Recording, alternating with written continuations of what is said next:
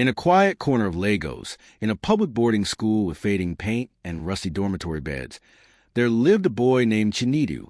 He was only 13 when he left home to begin his journey in junior secondary school one. Bright-eyed, hopeful, and curious. He believed school would be the place he'd grow into a man. But for Chinedu, school became a nightmare. From his very first week, he was targeted. He was small, soft-spoken, and came from a humble background. His uniform was slightly oversized, a hand-me-down from his older cousin. His accent was Igbo, thick and noticeable among classmates who mocked anything local. At first, it was just name-calling. Omo Mama, village rat, bush boy. But words were only the beginning. Senior students, many 2 or 3 years older, would send him on errands during class hours. If he refused, they'd slap him or steal his provisions. They'd wake him up in the middle of the night to wash their clothes or scrub their toilet stalls.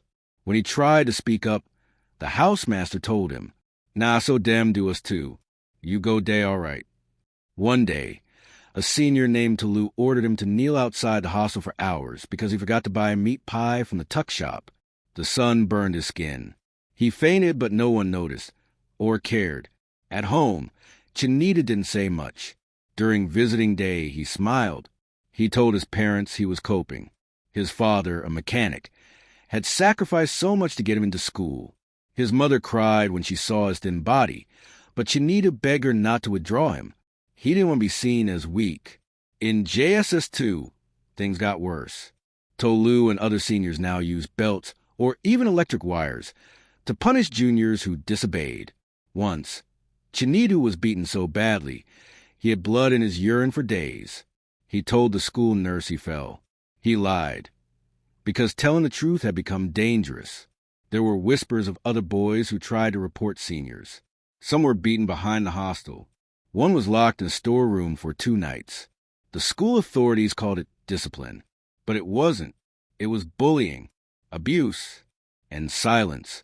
One afternoon, Chinedu witnessed something he could never forget. A JSS 1 boy named Bayo was caught crying by 3 seniors. They accused him of being too soft and dragged him to the bathroom. They shaved his hair with a rusted razor blade, poured water on him, and recorded a video as they mocked him. The video circulated across WhatsApp groups by nightfall. Bayo ran away from school the next day. He was found days later at a motor park, trying to go back to Ibadan. No teacher was punished. No senior was expelled. They called it school drama. By SS1, Chinedu had grown taller and stronger, but the emotional wounds were still fresh. He still twitched when someone raised a hand near him. He still checked his door twice before sleeping. His laughter had become quiet, his trust broken. He started to write everything in a small red notebook. What he saw, what he felt, what no one listened to. That notebook would later become the foundation of an anonymous blog, Voices from Dorm 7, where Chinedu shared stories of bullying from across Nigeria. Students began sending their own confessions. Stories from Kaduna, Port Harcourt, and Nugu, all similar. Different names, same pain. His blog started a trend. It caught the attention of a local journalist who interviewed him anonymously. Suddenly, schools couldn't deny the problem. Parents began to ask harder questions. Some schools introduced anti-bullying policies. Anonymous boxes were placed in hostels to collect student complaints. Change was slow, but it had begun. And it started because a boy who was once too afraid to speak finally found a way to be heard.